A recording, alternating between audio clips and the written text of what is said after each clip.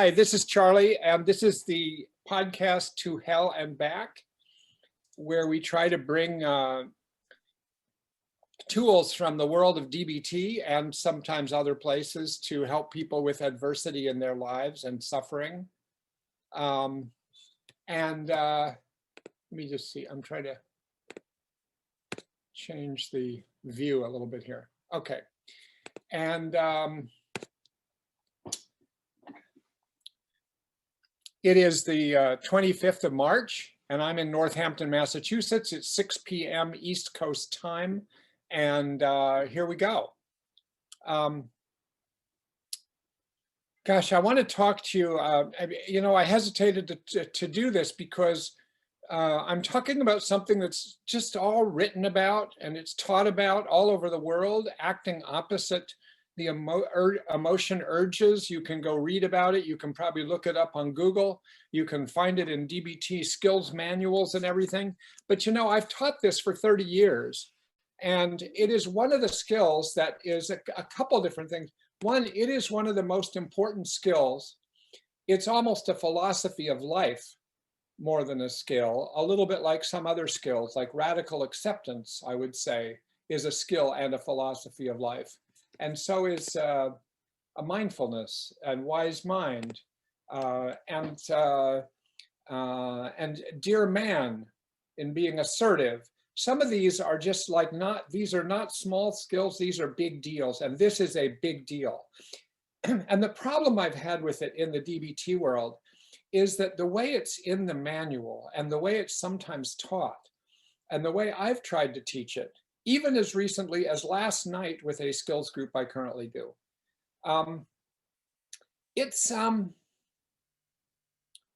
somehow the way it's laid out doesn't fully capture the potency and the fluidity and the nuance and the subtlety of this skill, and also the context in which you use it. It's somehow you learn these skills, check the facts and act opposite and problem solving, as if these are sort of three diamonds in the rough somewhere and in no other context.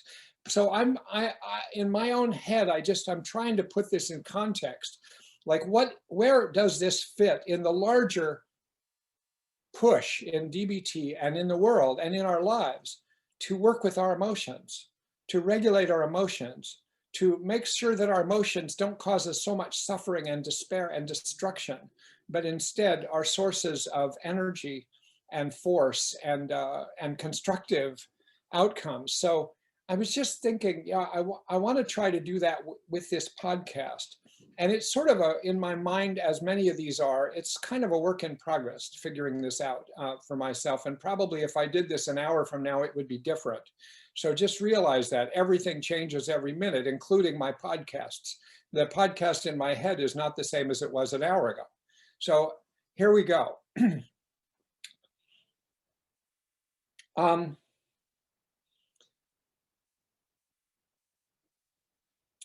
Like I said, a huge task in life for us weary humans is to cope with our emotions.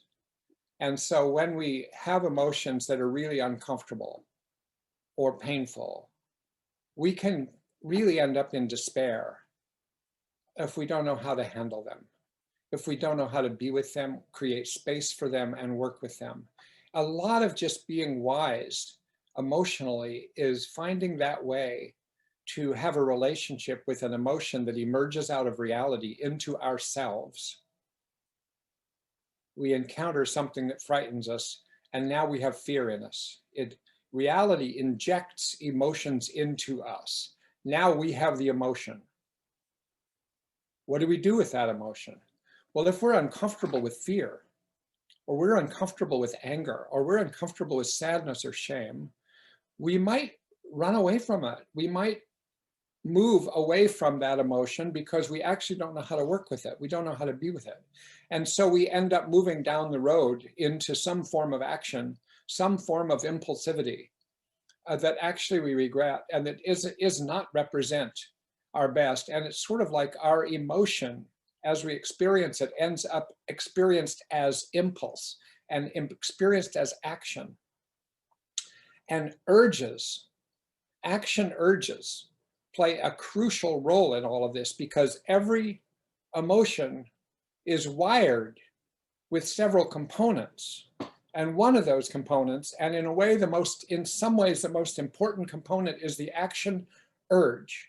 It's really the point of an emotion. The point of fear is to help us get away from danger. The point of anger might be for us to fight for justice. The point of sadness might be to create space for ourselves to grieve. The point of shame might be to help us avoid doing things that damage our communities or that help us reconnect with our communities. Every emotion is a potent force towards some constructive possible outcome of preserving ourselves, preserving our communities, preserving our loved ones, or solving a problem. So actually, action urges are wonderful things. They are probably the reason that emotions have continued to exist through tens of thousands of years, is that they actually accomplish these things. Otherwise, it's just sort of like, it wouldn't have the same potency.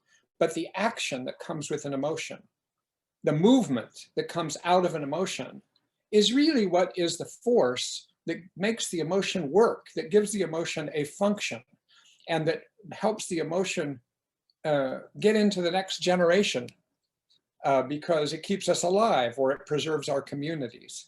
So the action urge is like just one piece of an emotion. In the last two podcasts, I've gone over the different pieces of an emotion, but the action urges deserve special attention. Next thing I want to say about action urges is that when you have action urges, they can be, and I'm going to be oversimplifying this in this next comment, but then we can break it down later. But it helps me to oversimplify it first. Urges can be constructive, and urges can be destructive. So what's a constructive urge? Constructive urge is that if I am encountering genuine danger in my life, fear gets me to move away from it and helps me take action. I would say, if you've got that kind of action urge, ride on it, go with it, gallop away on it. If your sadness leads you to stay in your room and cry, if somebody who's maybe Mark will get that.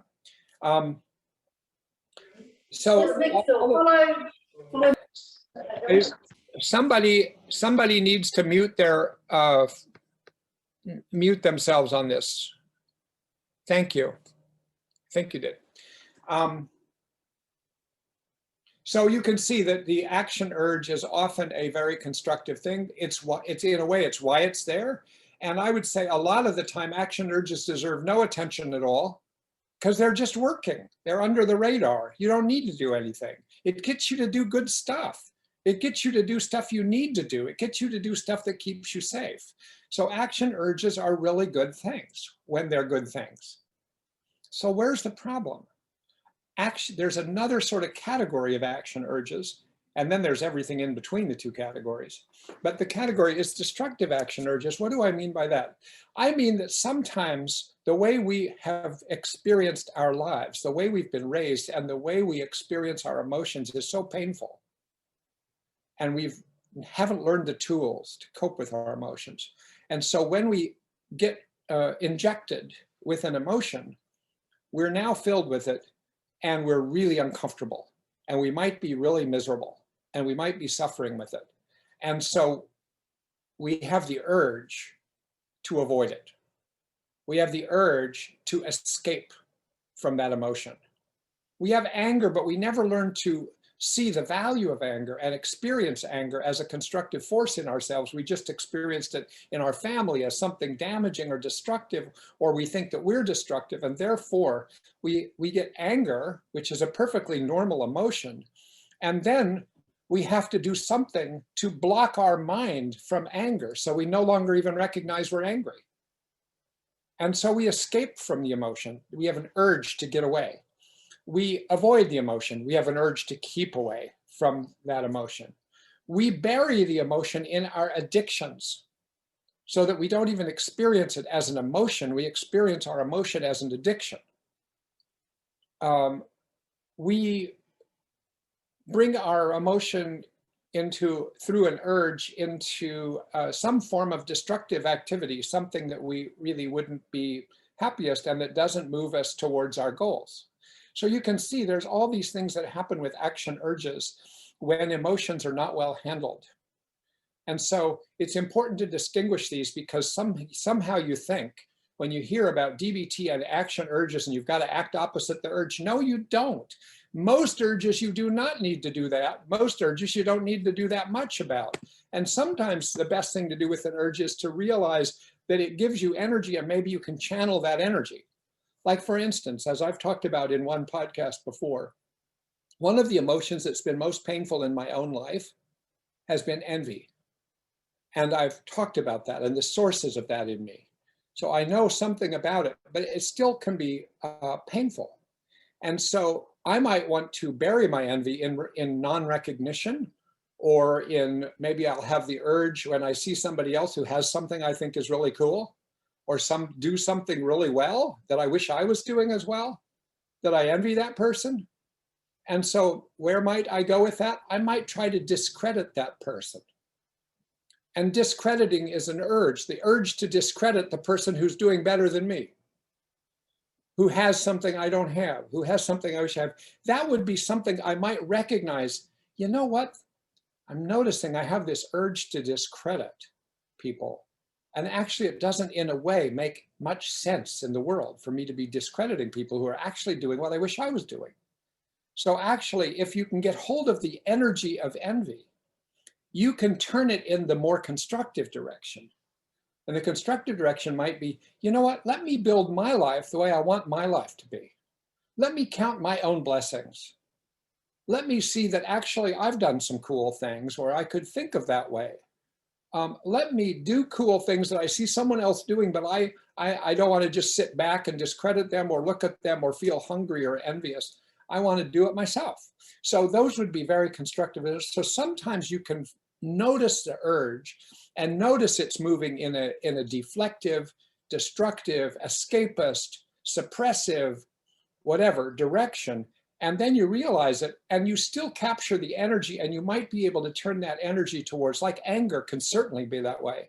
The urge with anger could be very destructive, but it also can be incredibly constructive.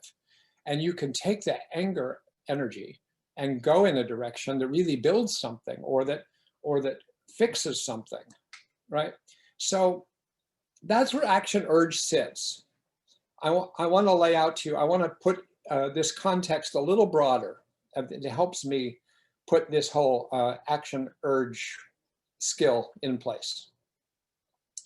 Imagine that life is a board game, okay? It's a board game, sort of like Chutes and Ladders or something like that. And there's 4 lands, L-A-N-D-S, in this board game. And they go from right to left. And over to the right, let's see where you are, it'll be over here. Over to the right is the land of action and impulse. That's where all the action's happening. Constructive action, destructive action, good controlled action, out of control action. It's the land of impulse and action.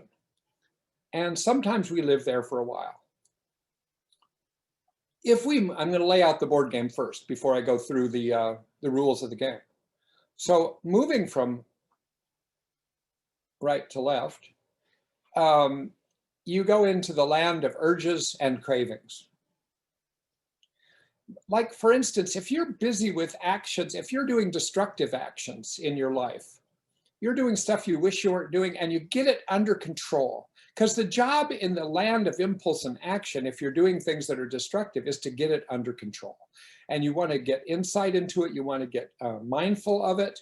You want to be aware of what you're doing, and you want to curb your tendencies. You want to block your impulses. You want to block your actions, and you want to sort of straighten that out. But what does that do to you? It moves you to the next land. So if you get control of your land of impulse and action, you find yourself in the land of urges and cravings. Now, in the land of urges and cravings, you have these urges and cravings to move towards the impulse and action. Like there's this pressure to go back left again or back right again. I swear to God. I've got sort of directional dyslexia here. So you're moving in, you feel the pressure to move back to do. Let's say what you do when you have an uncomfortable emotion that you've had too much of. It moves you into urges. Because by the way, the next land over from the land of urges and actions is going to be the land of emotions and thoughts. So now we've gone from, so you're in the land of emotions and thoughts, but actually you can't stand it there because you just have an emotion that's really hard to bear. And so where do you go? You just move right over into the land of urges and cravings. And then you think, all right, now where am I going to go? How am I going to get away from these emotions? And you head down the road of impulse and action.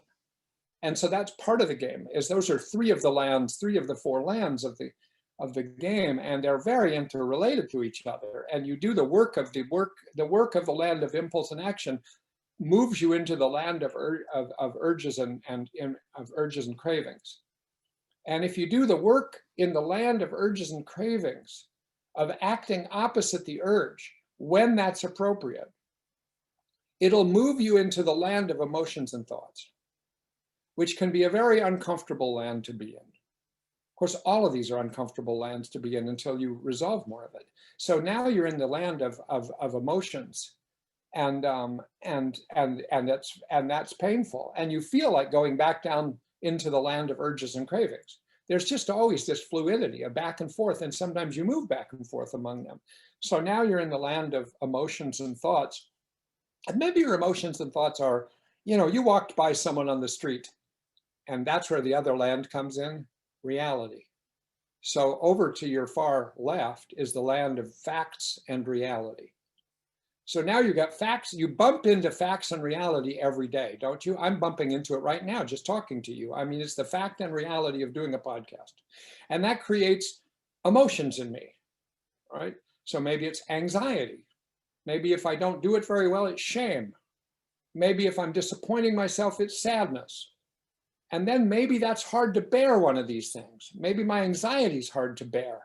So then I feel like I got to get the hell out of here. Why am I doing this? I'm never going to do another podcast.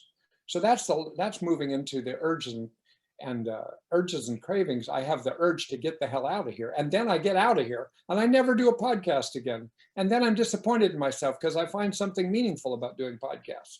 There was a reason I do them from the beginning, but now I gave it up. Why did I give it up? Because I couldn't stand land number 2, which was the emotions. Right? So we're always bumping into reality, and reality is always setting off emotions, and emotions are setting off action, cravings and urges, and cravings and urges are moving us down into the land of impulse and action. So the larger picture is that, and really, before I get and bear down into the land of urges and cravings, where I want to spend a little more time, let me just say something about the land of emotions. It's so much is said about regulating emotions. Well, I just want to give a couple. One of the problems when you act opposite, which we'll get to, but you already pretty much get the basic idea, I'm sure, is you act opposite the urge to run away. You act opposite the urge to deflect, to suppress, to destroy, to bury your head in the sand or in an addiction. One of the problems with acting opposite is it thrusts you right into the heart of the emotion that you've just been running away from. So it's a very important thing to do, but it's only part of the job. So if you only learn opposite action, you're stuck. If you learn opposite action, you learn, okay, now I'm having the urge to get away from doing podcasts. Okay, so what do? I'm going to act opposite that urge.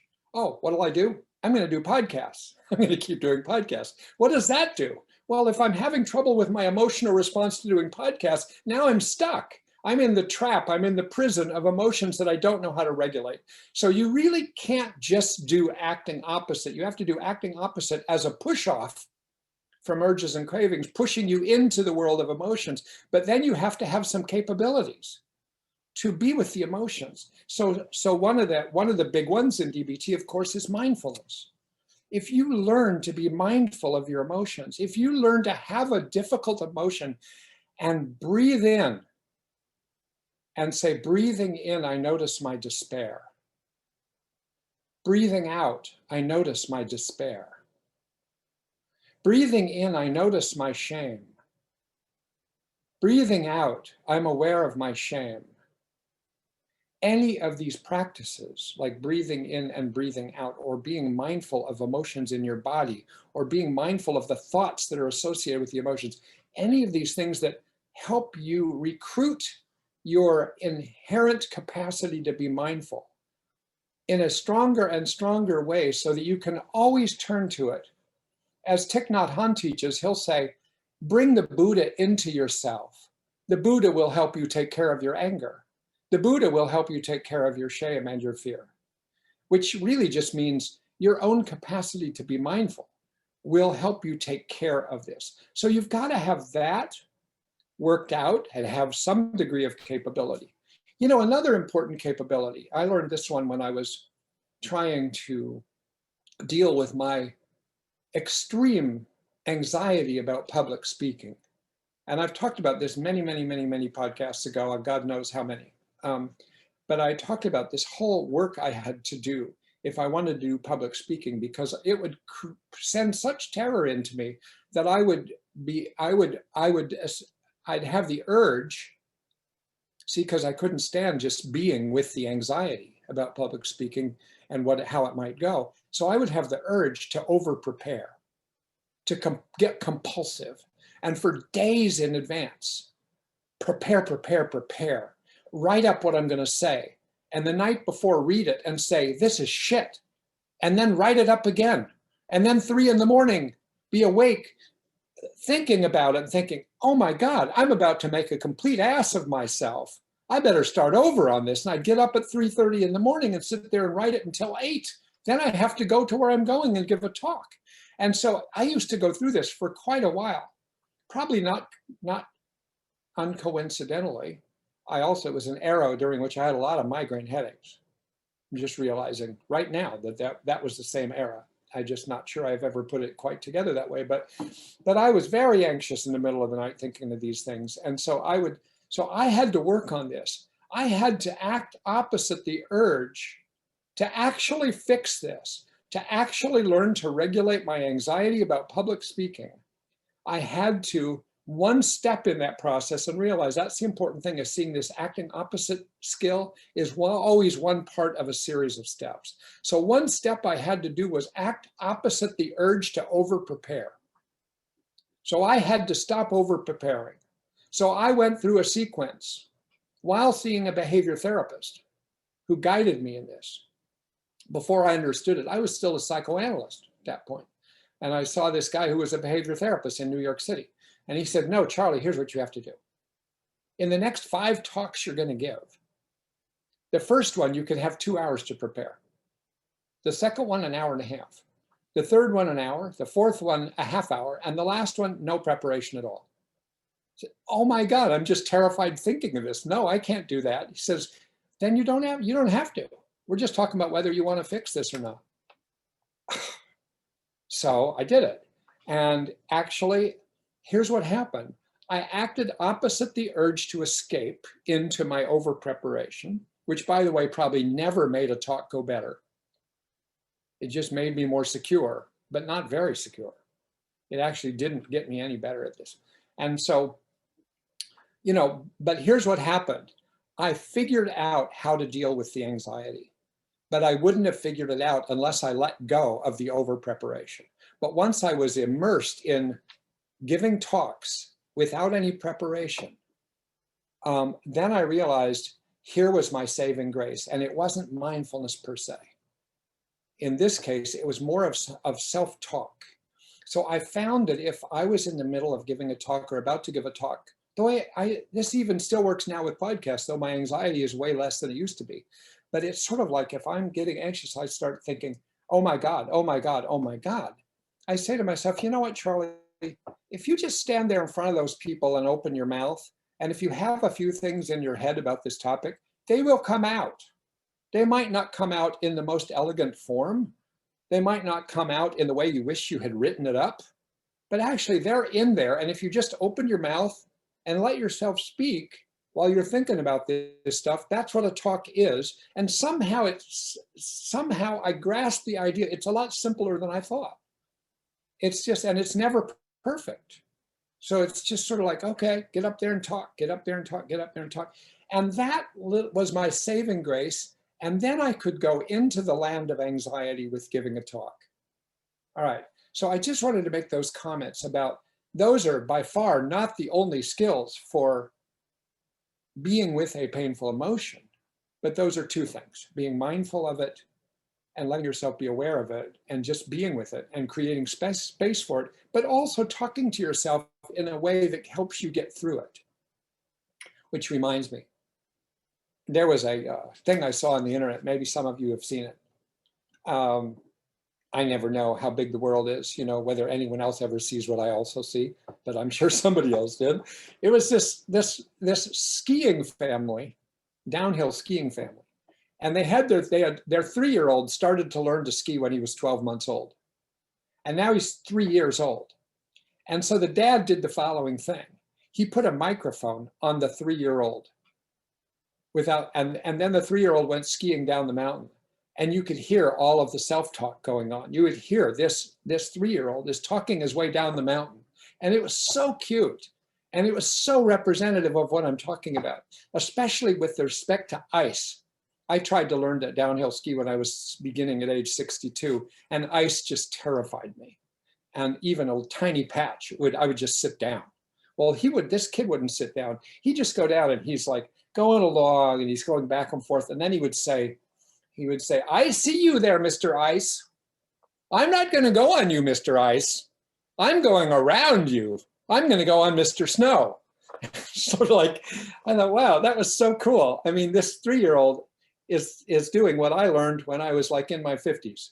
I mean, he's like, he's talking his way through this thing out loud, and he's smoothly and skillfully like negotiating these slopes. So anyway, there's lots of ways to regulate an emotion, but I just wanted to make the point that I didn't used to grasp myself, because I used to think of acting opposite the emotion urge as this separate thing you do. But actually, it's part of a flow.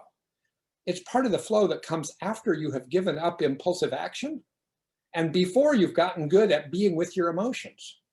It's in the land number 2, you might say, of the 4 lands I just described. So what do you do in the land of urges and cravings? Well, first of all, you do bring mindfulness to bear. All through these things, you bring mindfulness to bear. It's just such a core thing. It is just sort of like your life-saving thing, is to be able to be mindful of whatever. And so when you're in the land of urges and cravings, is to be mindful of your urges and your cravings.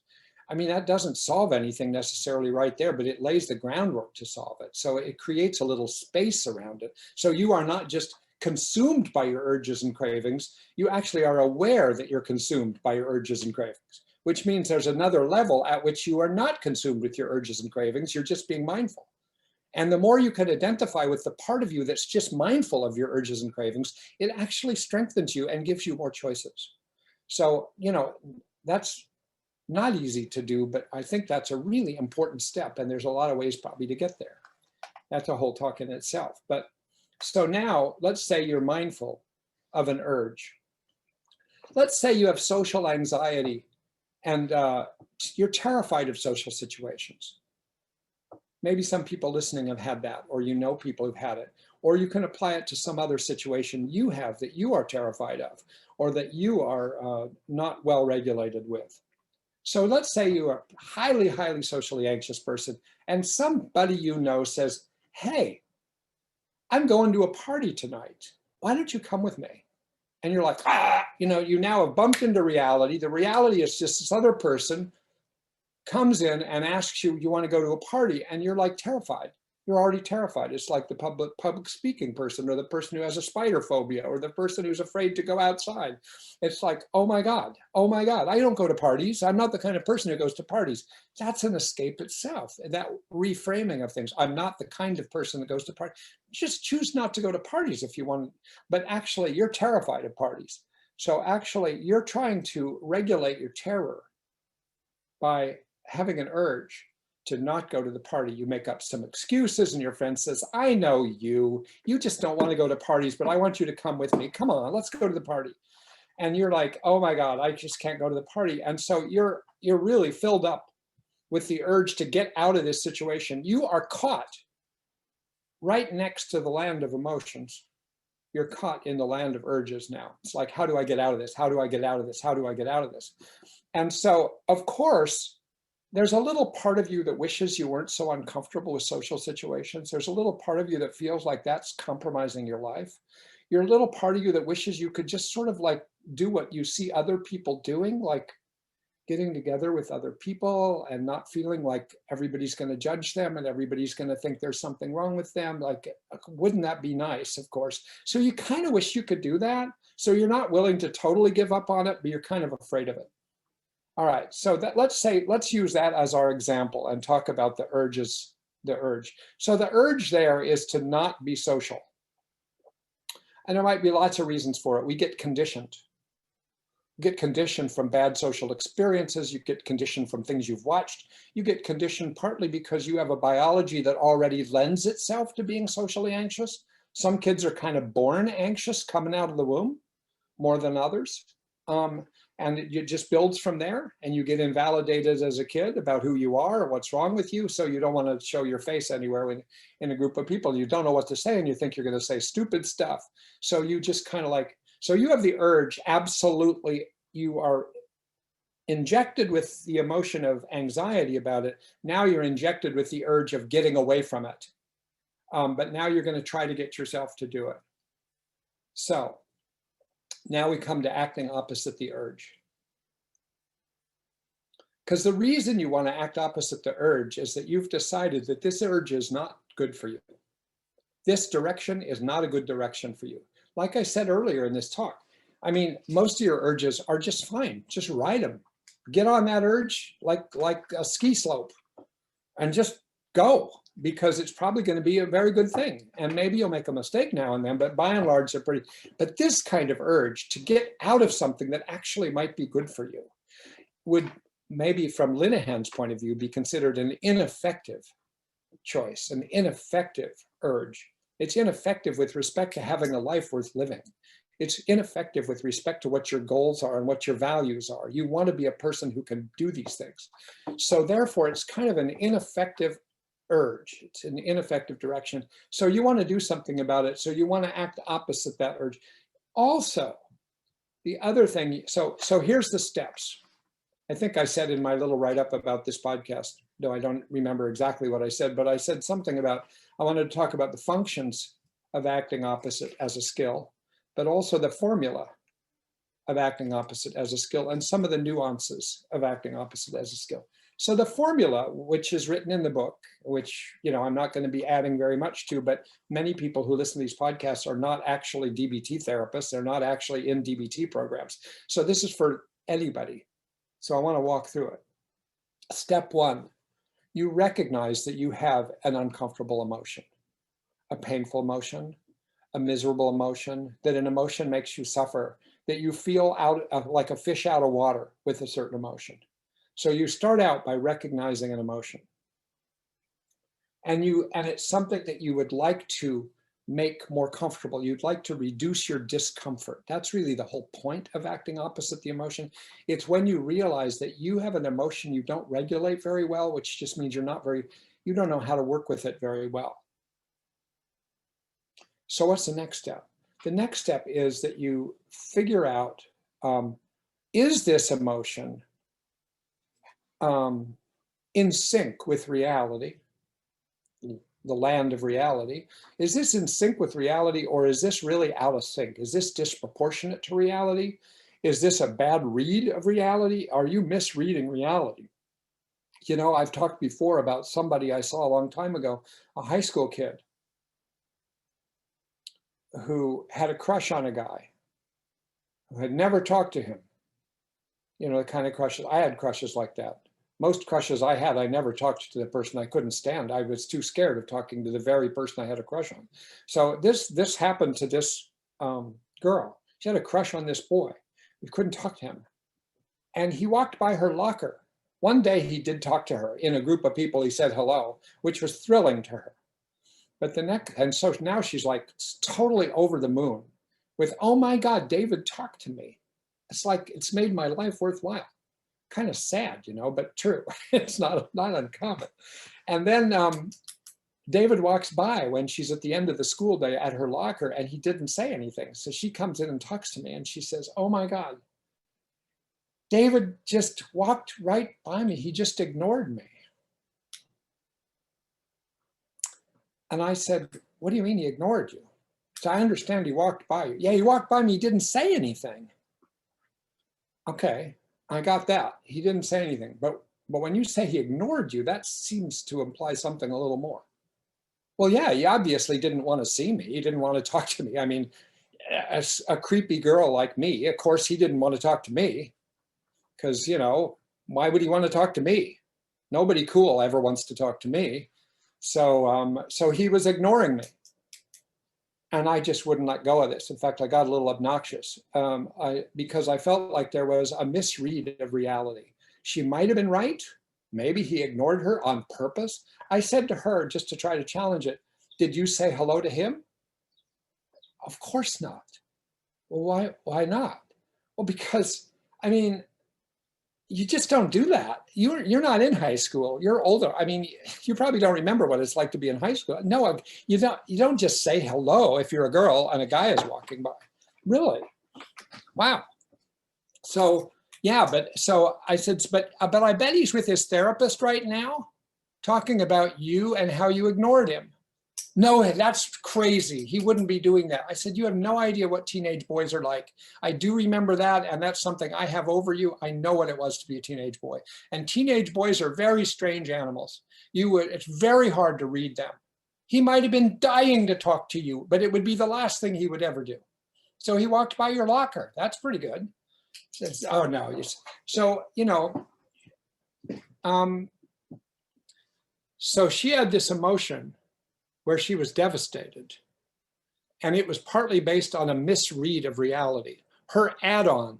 Reality, yeah, he walked by, that's disappointing. But to say he ignored her, and I said, he ignored you, says something about you. She says, well, yeah, who would ever want to be with me? I said, well, that's even a more damning statement about yourself. That's terrible. What do you mean, who would ever want to be with you? And so she misread reality in the direction of, there's something wrong with me and no one would ever want to be with me. And she read a lot of realities like that. That was sort of a bias she carried with her. So that was a misread of reality. So that's an important thing to see. And it's an important thing when you get to the acting opposite skill, because step 2 is to ask yourself, is this emotion that I'm uncomfortable with, this emotion that I'm feeling, is it justified by the facts of reality, by objective reality, or is it my add-on into reality? Because if it is, then you might want to challenge this emotional response. You might want to challenge your read of reality. And when it gets to acting opposite the urge, you might decide to act opposite the urge that goes with this, because the urge that she had was, of course, I'll never talk to him again. I'm never going to go to math class again where I sit opposite him or next to him. And I'm never going to talk to a boy again. And actually, she felt like harming herself. So she had all these urges that actually were going to go against her larger goals in life. So that was going to be ineffective, but it also started out with a misread of reality. So Linehan emphasizes both of these things. When you're deciding whether to do acting opposite the urge, you ask yourself, is this emotion that I'm unhappy with, is it a misread of reality or is it an accurate read of reality? And that's called checking the facts. And that's not what we're talking about so much today, but that's a step in this process. So now what do? you decide, okay, maybe this is a good read of reality. And if it is a good read of reality, maybe what I should do is fix reality. Maybe my misery is because of reality. Maybe I should go talk to this boy. Maybe I should, just act different about it. Maybe I should pick on someone else. Maybe I should radically accept that he may or may not be interested in me, and that it actually isn't the end of the world. So there's a lot of ways to work with reality, but if reality and your emotion are in sync with each other, maybe the way to change your emotion is to address the problem in reality that's setting off your emotion, right? So that would be one thing. But the other question that gets asked as part of this sequence is this emotion going to be effective in a direction that I'd like to go, or is this an ineffective direction? So now, step one, what's the uncomfortable emotion? Step two, is the emotion in sync with reality, or is it out of sync with reality? And by doing that, you have to figure out, somehow check out the facts of the matter. Number three, this help, that now you're going to be deciding whether you're going to do acting opposite. But you want to figure out, what is the urge, what's the action urge associated with this emotion? So the action urge of the person with the social anxiety is to avoid the party. And then if you go to the party, certainly avoid conversation. Right, now you've got this action urge. If you're me doing public speaking, the action urge is to over-prepare. And so now you've got the action urge. Now you ask yourself, well, if I want to go against this action urge, as part of my process of changing how I regulate this emotion, I've got to not end up going with this action urge. I've got to oppose this action urge. How do I oppose it? And here's where there's subtlety and nuance that sometimes people don't appreciate when they first learn this skill. Because when you learn this skill, you can see in the book and you can understand, and it's perfectly good instruction, that the action urge that usually goes with fear is to run. The action urge that usually goes with anger is to strike out at something or somebody. The action urge that goes with shame is to hide things, right? But actually, those are just formulaic. It's very more specific than that. Like, you have to ask yourself, what is your actual own action urge? Not everybody would over-prepare if they're anxious about public speaking. Some people might under-prepare and just go up and blab, and not even think at all because they're afraid to even think about it. They don't want to prepare for it because it makes them anxious, right? Other people might actually get sick the day of the talk and not show up. Other people might get drunk the day of the talk and not show up, or show up intoxicated or something like that. So there's a lot of possibilities of how people what your action urge. So you actually have to ask yourself, what is my action urge and what is the opposite of my action urge? How would I oppose this urge? And you really have to understand the point of the action urge in order to figure out how to oppose it in a way that moves you, like swims you right into the heart of the emotion. That's what you're looking for. Is as Marshall Linehan would teach it, you're going into the fire. Instead of running away from the fire, you are going into the fire. You're going through the fire. You're going into that emotion. And if you're going to go into that emotion, you have to go against the urge to get away from it in such a way that injects you right into the center of the emotion. I do picture swimming. I was thinking about, what happens with riptides. Not everybody might know what riptides are, but anybody near an ocean probably would. And so a riptide is when you're swimming along and you get caught up in a current that is pulling you out to sea. And it's because of the configuration of the structures of the configuration that the water's in. And you have these riptides that really can kill you. I mean, you have to figure out how to work with the riptide. And so I was thinking about that, and it's too complicated what my thinking is about that to share with you. So I'm just sharing that I thought about riptides got me into the metaphor of swimming and thinking of how much acting opposite could be a metaphor, could be based on a metaphor like, now you're swimming away from what's dangerous, you're going to have to swim into what's dangerous. Because actually with a riptide, the interesting thing is that what riptides get a lot of people to do is to do exactly the wrong thing. A riptide is pulling you out to sea and you swim against it because you get frightened, you're getting pulled out to sea. And if you do that, you wear yourself out. And most people that die in riptides are the ones who are trying to fight it because they don't understand it.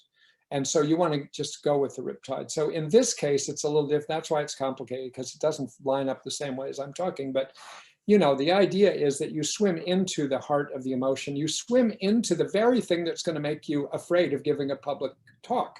You swim, if you're socially anxious, you go to the party.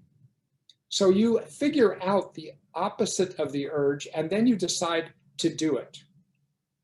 And when you decide to do it, the next step is you do it all the way.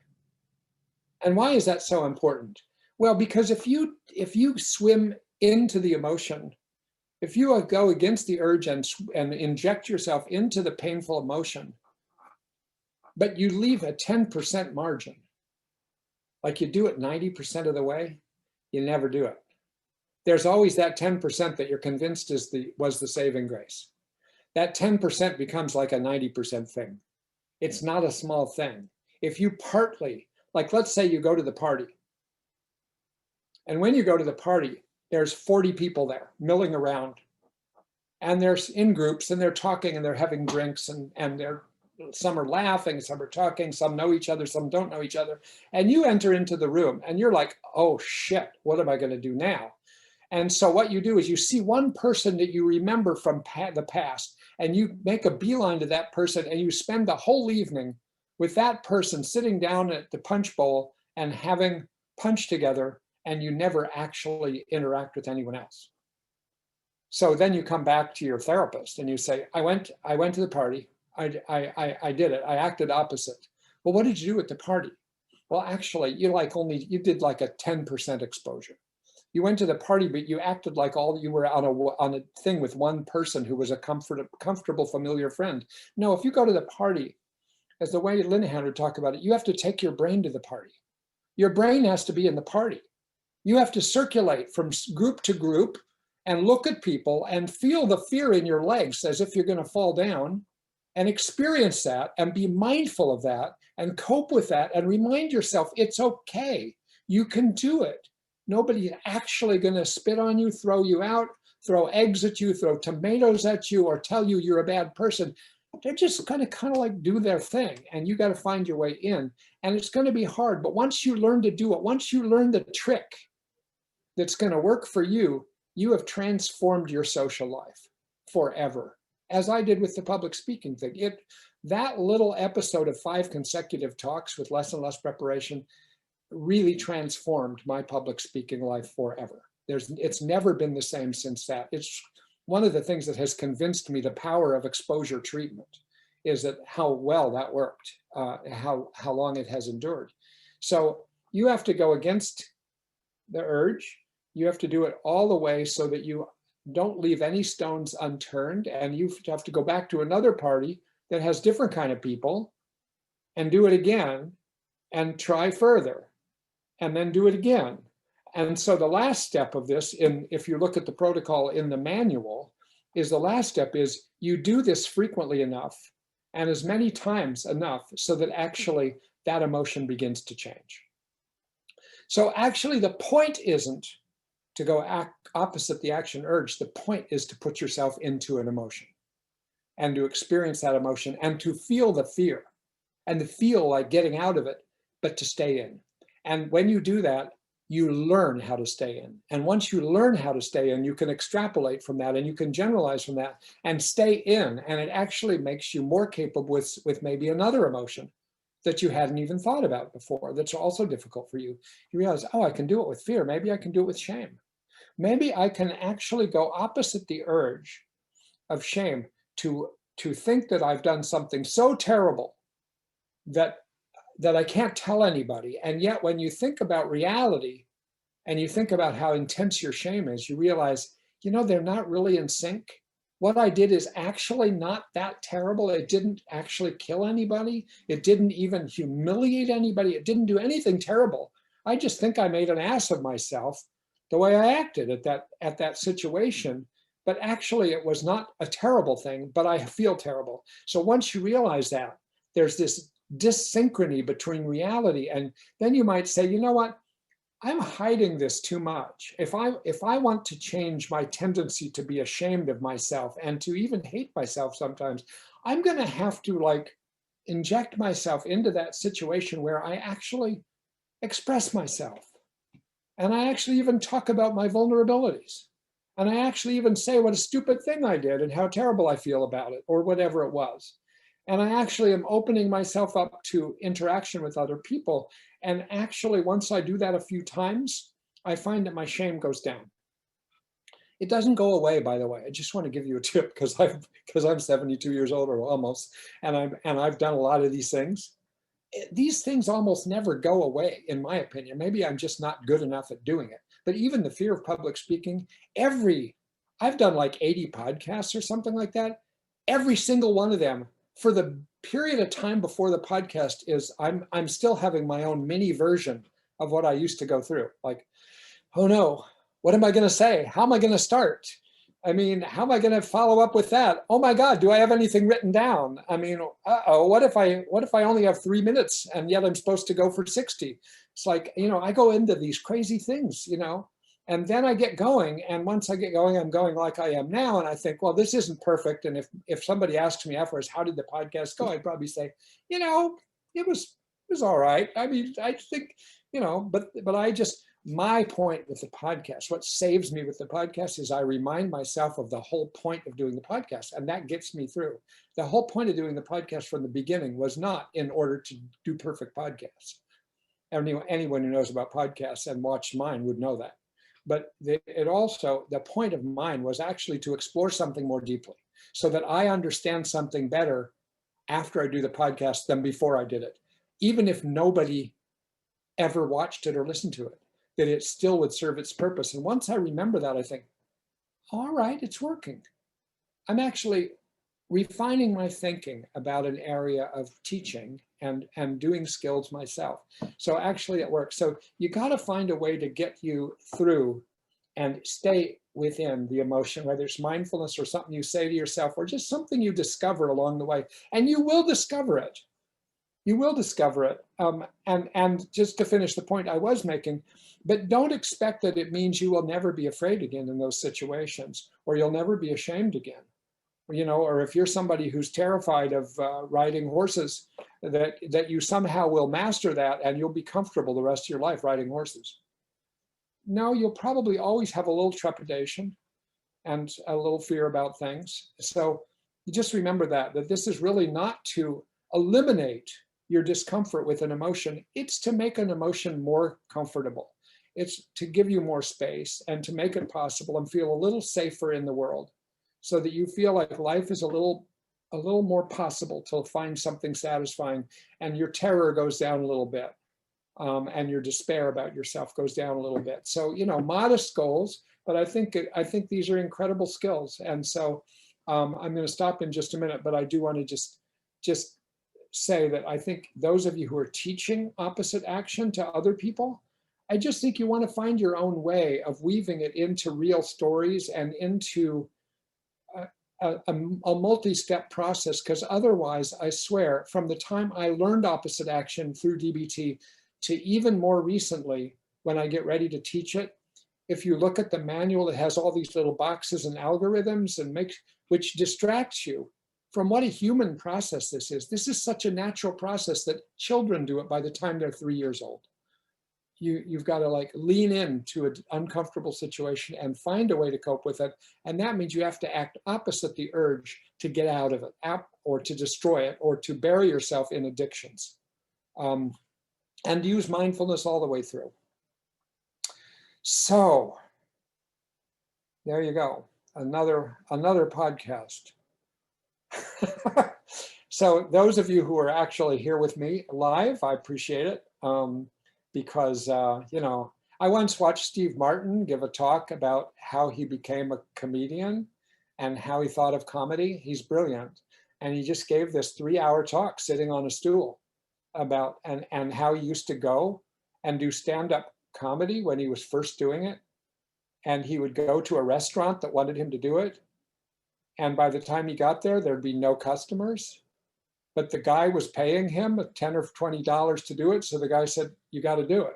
So he'd stand up on the stage by himself with the restaurateur guy there, and he would do his stand-up act, or maybe he'd have 3 people there or 5 people there, and 2 of them were busy with each other. It's sort of like, so it's kind of like you have to find this way of doing these things if they matter to you. And of course, we're only talking about doing things if they actually are part of your valued goals.